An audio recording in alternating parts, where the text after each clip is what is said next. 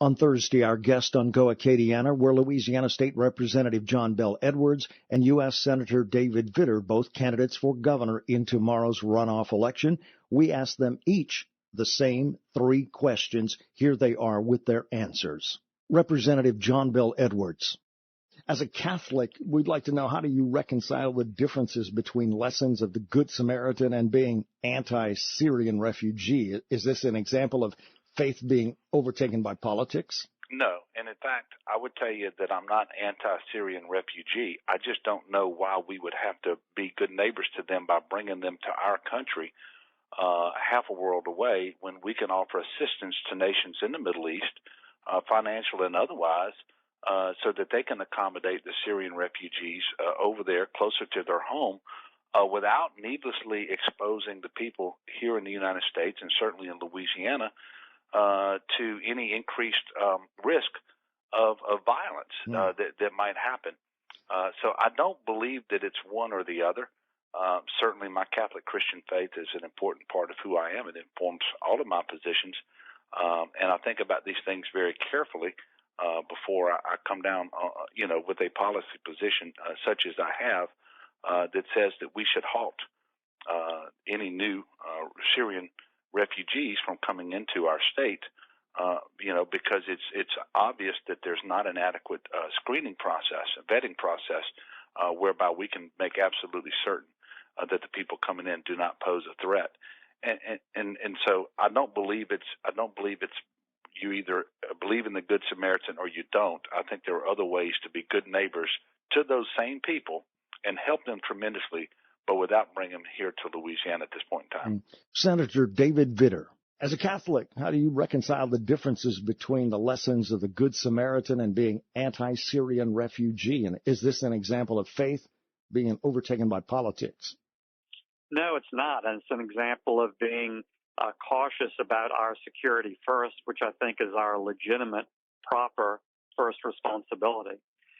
Look, there are plenty of ways to help true refugees and true victims from that part of the world, including working to resettle them first in the Middle East, where there isn't the same terrorist threat as there would be as they go into Paris and France and Western Europe and America. We can also try to put adequate protections in place, but there aren't those protections now, pure and simple. And I think that's unfortunately and tragically been proved, first of all, because one of the Paris terrorists got through under the guise of this program. Secondly, we have an example of how wide open and unregulated this program is, an example right from Louisiana. A Syrian refugee was resettled in Baton Rouge. He's gone now. He's not there. We don't really know where he is. Allegedly, he's going to Washington, D.C., but there's no contact with him. Mm-hmm. We can't have a program that's so wide open and unregulated when that part of the world is chock full of radical Islamicists who are hell-bent on destruction of America and the West. Well, John Bel, once the election's over, the next governor's going to have to work with all Louisianans to make the state great. So what are some past examples of your efforts to bring people together? What areas do you see a need for more bipartisanship?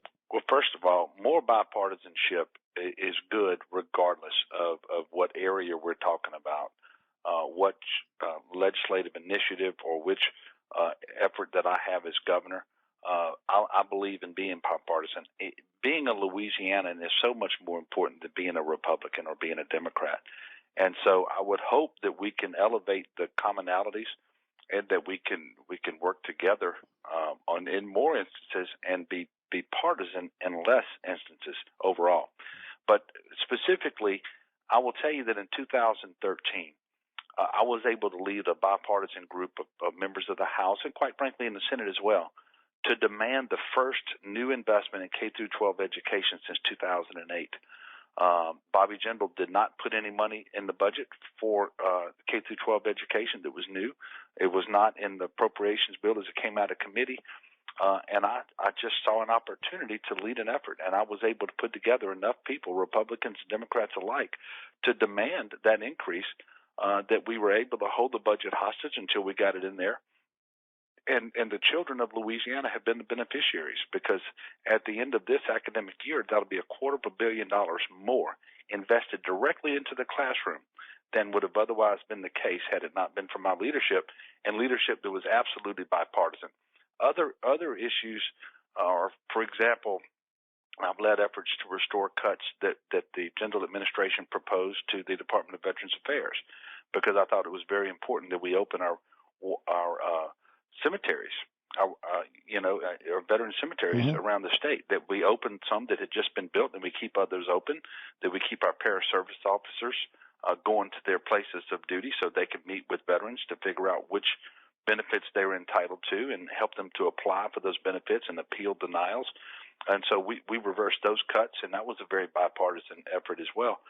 I will tell you, Ken, I have passed over 70% of the bills that I have introduced into the legislature over 8 years. And that's as a Democrat working in a majority Republican environment. Mm-hmm. So there is nothing that I can do that isn't bipartisan and be successful. And that will be my same approach as governor. Well, Senator Vitter, once the election's over, the next governor is going to have to work with all Louisianians to make the state great. So what are some past examples of your efforts to bring people together? What areas do you see need more bipartisanship? Well, Ken, if you look at my record of accomplishment, including bipartisan record of accomplishment, if you just make a list of it, it is way, way longer and more substantial than John Bel Edwards by any measure. Let me just give you some examples. I co-wrote an important water resources bill to further coastal restoration, Corps of Engineers projects, maritime commerce, dredging. That is all vital to Louisiana.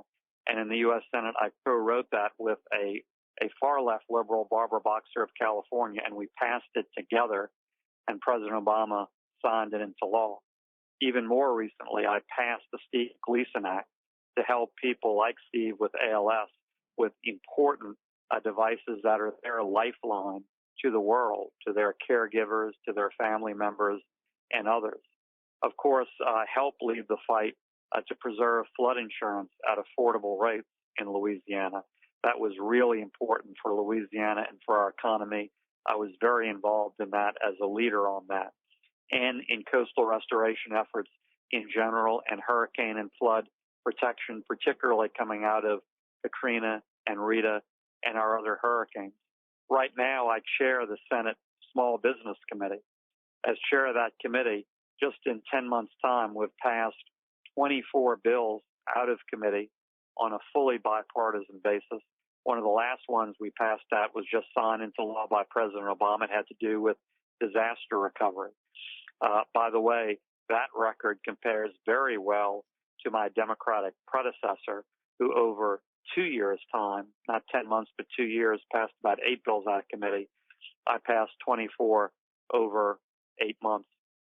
So I think that's a proven record of accomplishment, including bipartisan accomplishment. Mm-hmm. And I would put that against John Bel Edwards' record.